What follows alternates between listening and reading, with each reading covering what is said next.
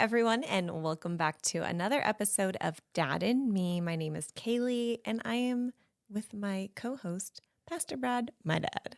How you doing today? You know, it is a good day. We are in April. I just can't believe how fast this year is just flying by. As you get older, it goes faster and faster It does. It does seem to go faster. until it stops. Okay. Well, today I am excited. We are going to be talking about self-awareness. And the scripture, do you want me to just open up the Sure. scripture? Okay, so the scripture that we have for today's episode, and if you have not been with us these previous months, we are doing a leadership series. And so self-awareness is the next one that we're going to be talking about. But it says in Romans chapter 12, verse 3, "For through the grace given to me, I say to everyone among you, not to think more highly of himself than he ought to think, but to think so as to have sound judgment, as God has allowed it to each a measure of faith." So what does that mean, Dad? What do you think it means? What's that mean to you? What does that mean to me? I'm kidding. Yeah, no. We shouldn't think more highly of ourselves. Yeah. So, I mean, that's just pretty much standard. Kind of a proper perspective in life. Proper Yeah. perspective. That's great. Talks about humility. Humility is a great ability. Mm. You know, it's a Yeah. precious commodity in life, if we can learn how to bring it out in our life and how that works. This episode, I read a book by, I think it's Dr. Josh Ash. That's who kind of stimulated a lot of this conversation. And it just brought out some things of just how we need to be self-aware as a leader, especially in just how we fit in to different things and learn to see how other people fit in. And we've kind of touched on this a little bit, but this is going into a little deeper perspective on this topic today. Yeah. There's a quote the Lord gave me, "He alone is worthy, but we alone are not. But always remember, we are not alone anymore." So true.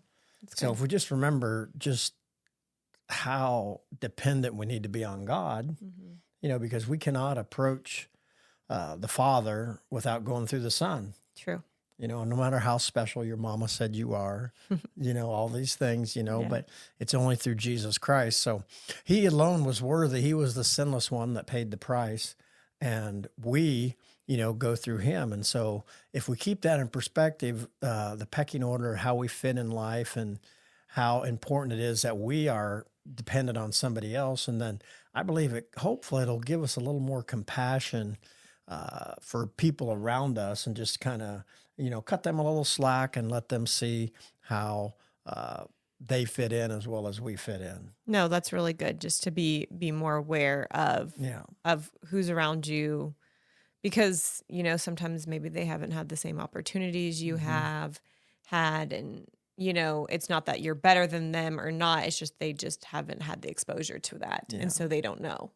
Yeah, one of the problems is the fact that we live in our own little world sometimes, just like, when we draw a map, growing up in school, the United States was in the center. Of course, that's where we were. Yeah.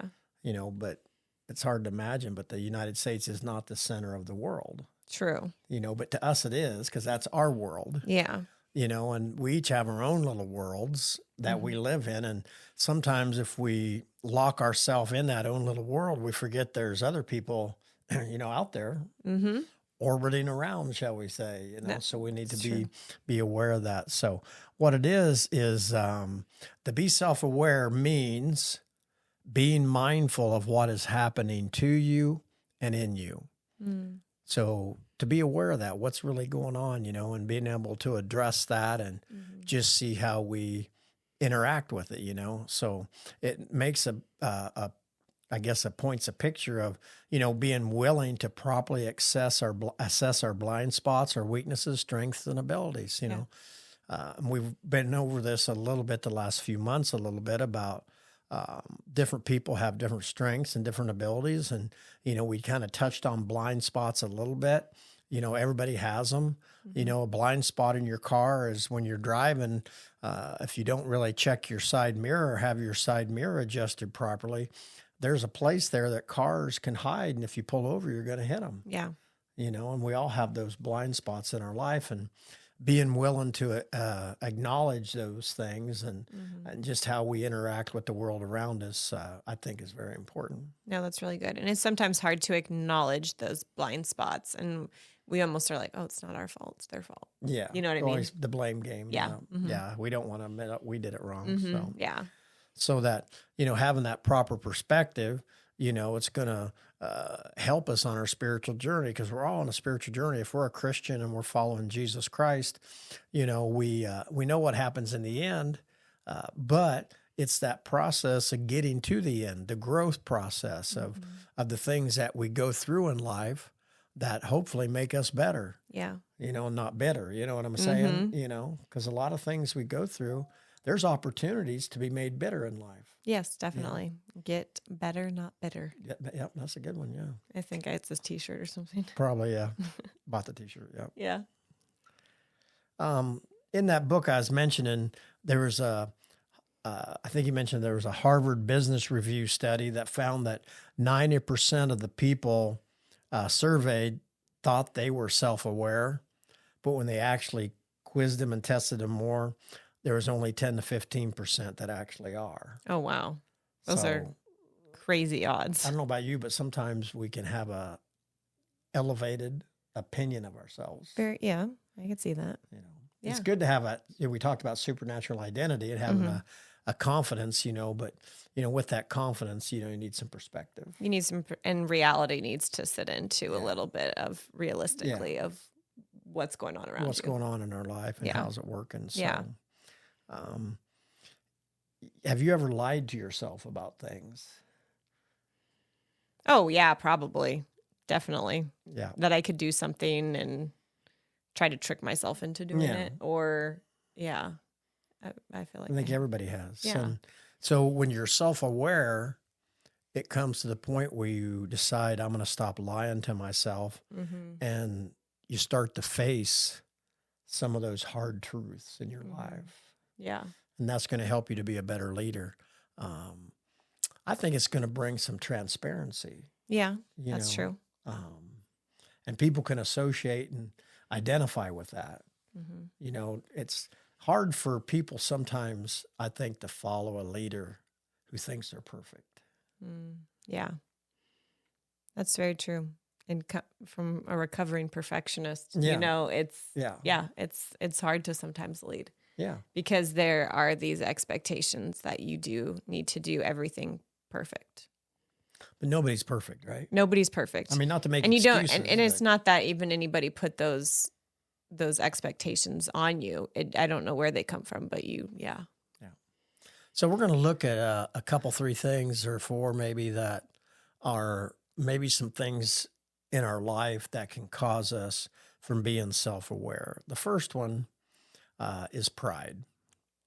Ooh. A lot of scriptures talking about pride. If you're prideful, that means you kind of have this know-it-all attitude, or you're unteachable. I just know that I've been following the Lord for over 30 years, and I'm still learning. Yeah. And there's so many things, and even if you get to a certain level of knowledge on a certain subject or issue, there's still so much more depth there. Yeah. It depends how deep you want to go in life, with the things in your personality and in your spirituality, all these things and how they interact together. And, have you ever been in a conversation with somebody that you could just tell that they think they're better than you? Oh, yes, 100%. They're always like one-upping you or trying to, You may tell them you just did this, and they say, oh, yeah, I did that, and I did this too, more. Yeah, exactly. My vacation was better than your vacation. My car was better than your car. I got better clothes than you got. And, all these things, and then it's, as a leader, if you are always trying to one up people and make it look like you're on the top of the pile, people's going to see through that and they're going to see that as pride. Yeah. And Which I think pride too, like for me, I struggled with pride is, I was doing 4 podcast episodes a month, and that was the expectation that I felt everybody knew I could do. And so then when I decided to do less, it was very prideful for me, because then I was like, well, people aren't going to think that I can Right. handle as much as like what's going on. And so it was like a pride thing for me to have to lay down, okay, like, oh, you're only going to do 2 episodes a month, or, oh, now you're only going to do 1 episode a month, and Yeah. it was definitely, I think, a pride thing. Cause I was like, well, why is it that I feel like I need to do one every week? Yeah. You know what I mean? And it's just like the seasons had changed and we had talked about it. Which is exhausting to do. Yes. Keep that pace up. Yes, it is exhausting. So it's almost like you have this unrealistic expectation for yourself from other people that they're not giving you. But then there's also like, you are like a know-it-all and you Yeah. think you can do it all. Yep. That comes out. Yeah. And, yep. And see, due to our old nature, each and every person, if you're still living on earth and breathing, due to our old nature, we have a capacity to do evil. And, pride will cause us to look the other way when we do evil Yeah. and try to cover it up, Yeah.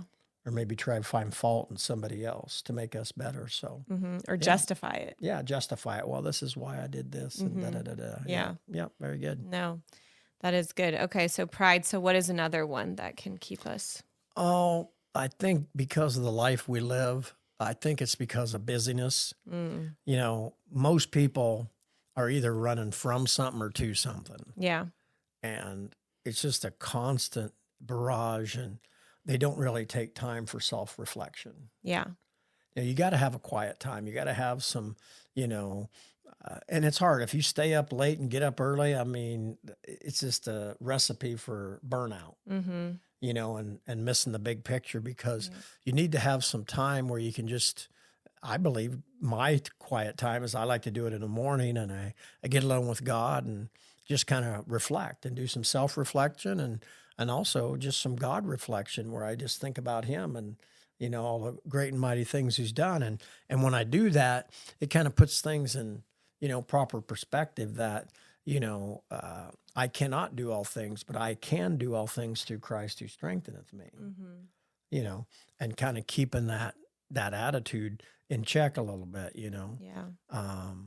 because I think when we do some reflection, I don't know about you, but what I do is I rearrange my priorities, and priorities can kind of change over time. Yeah. I was going to say, different seasons of life, Yeah. priorities change. And you got to be willing to change And those. yes, you have to be willing to change.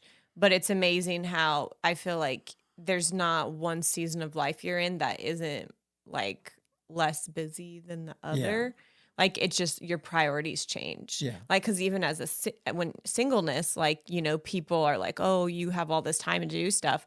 And I mean, like, yeah, you do, but it's just like, then a lot of people will expect you or ask you to do extra stuff. Right. And so if you're not self-aware of like putting others first all the time and not putting yourself first sometimes, then yes, you're going to be busy all the time. And then, when you get married and your spouse, if you're not focusing on them, and you're pouring everything into them, and you're not even like focusing on you and like what is building you up and things like that too, then you're going to be.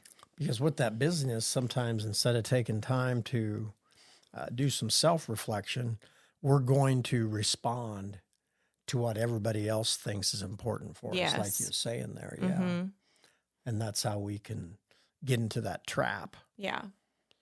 And another one, so we looked at pride in business. Another one is that, and some people struggle with this, is the idea of character sabotage. Where we have maybe, everybody has a chink in their armor maybe, but, maybe some sin or some immoral behavior in our life that hurts our character.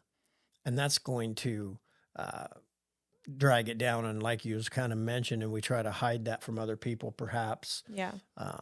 or justify it, Yeah. all these different things. So we just ignore, what's wrong with us, and we start to focus on what's wrong with everybody else. Just like people stealing, they can Yeah. justify like, oh, well, Yeah. that person has a lot already. Like they don't need this. So like I don't have anything. So they justify it in their mind that it's Yeah. not wrong. Because they have more than they need, and I don't have enough. Yeah. So, yeah. Yeah. And it's crazy how people can like think that way and not even see it as being wrong. Yeah. But I think it all comes to being like self-aware and not just justifying and character sabotaging. And then the last one, I think that's the last one, is sometimes we can have a constant demand to be entertained. Our culture puts such a high priority on entertainment instead of self-reflection. And, we all love our cell phones and the things that we can do with them and on them and things like that. But, we see this really affecting our younger generation where they get so addicted to them and they live with those things that, they just have to be entertained all the time. And I think that's what's happened to our culture, that we're always wanting the next best thing. Yeah. We want to be entertained. We don't want to have to sit down and maybe take some time to reflect or to think about things. So it can turn into a form of escapism, I guess, where we want to get away from reality because maybe we don't think our life is how we want it or what it needs to be. And so instead of trying to change our life or to fix our life, we just live our life through other people. Maybe living it through reels or. Oh yeah, like looking on social media and like constantly comparing. I mean, I think about me sometimes, like if I'm watching a show and there's commercials or there's ads or something, and they might be like a minute and a half, 2 minutes long. I'll watch another show or something like on my phone at the same time and then pause it, like, where I'm like constantly being entertained and I'm watching like two things at the same time because I'm like, oh, I don't want to waste time. I don't want to be bored. And we can justify that, say I'm multitasking. And I'm not going to be wasting time and I'm getting stuff done. Yeah. I mean, all of us like to fast forward through the commercials, I think. Oh, yeah. I mean, but I was just like thinking like the constant like entertainment, like have to be doing something. You can't just like sit there and not have something. Yeah. But I really think you need to get alone with your thoughts. And I encourage, if you don't do that, just try to do that. Get up a few minutes early and try to spend some time with God, maybe read some scripture and just pray a little bit and just kind of just let God take a chance to maybe speak to you in your life. Yeah. So we're going to look at maybe how do you fix some of these problems? And like we just mentioned, you need to schedule a peaceful and quiet time for reflection. Mine is first thing in the morning. That's my creative time in the morning. That's when I write my sermons the best and different things. And I do better study in the morning. Some people are night people. I'm not one of those. Some people like to do it right before bed. I mean, that's not me either, but some people like to do it right before bed. So just finding out what works for you, the rhythm of your life, but find something that does work. And can I say something too? Like, you might not be able to just schedule out 30 minutes and like do 30 minutes. Maybe start with 5 minutes and then 10 minutes and then 15 minutes and like work your way up, because I feel like if you don't like work your way up to it, and I mean, some people can, but like, if you're like, well, I want to spend 30 minutes a day. Well, if you're not used to doing that and, if you do it once and then you don't do it a few times, then you're just going to give up and not do it. So like set an attainable goal where you're like, okay, I can give 10 minutes of my morning every morning, like start getting up earlier. And then you're like, okay, well, I can do 15 now. Like, let's just do 30. And it's amazing how like that gradual progression, like, it's so much easier now to get up and like have like that quiet time and that time of reflection. And a good way to make sure you don't go late is set your alarm on your phone where you going to have a quiet time. That way you're not continually checking your. Yeah, I do that. Your phone. Just set, hey, I got to be at work at this time, so I can spend this time here till this like 7 o'clock. I can go to 7, then I got to continue getting ready for work or whatever, and that'll take that off your plate. And you can be clearer in your focus. Let's look at a scripture now, one that I really like. It's a scary scripture. If you're trying to hide something, but this is something that we need to do. Okay. It says Psalms in chapter 139, 23 through 24. Yep. Search me, O God, and know my heart. Try me and know my anxious thoughts, and see if there be any hurtful way in me, and lead me in the everlasting way. That is something where you give God permission to speak into your life, to come into your life and to find some things that might need some correction. And, that's really how we really start to grow. I mean, God, technically, if we're a Christian, we're property of God, Yeah. Anyway. But I found God's a gentleman. He's not going to force us to do anything like that, but he wants us to be willing. And so if you're really serious about it and say, God, just search me. If there's anything in there I need to get rid of, because as you grow, as you go through the seasons, like you talk about, things that used to be so important, you never thought you could let go of, now are nothing to you. Yeah. So like start out where you're at and just kind of start to grow into yourself, grow into that awareness of what you want to do, because what happens is when we become more self-aware, it'll lead to less self-interest. What I mean by that is that, we usually are just interested in things that we want. Oh, yeah. You know what I mean? But there's a lot bigger world out there, that we can be aware of, of what's going on. And like they'll say, we need to walk in somebody else's shoes. Well, you may not be able to walk in their shoes, but you can try to see it from their perspective. Yeah. And just kind of see where they're coming from and what things are going on there. So, and I think that also gives you an opportunity when you are self-aware to also give them grace. Yes. When you can kind of understand what they're going through or walking through. Yeah. So, and I think as a leader, you need that. Yeah. You need to be self-aware for yourself and aware of your surroundings. Where it is surrounding. Yeah. So, by becoming self-aware, we will get away from being me-centered and start being we-centered. Yeah. And it's all of us together, especially if you're wanting to be a better leader than you are now. If you're going to be a leader, you got to have people following you. As simple as that. Yeah. If you don't have anybody following you, it makes it tough. Yeah.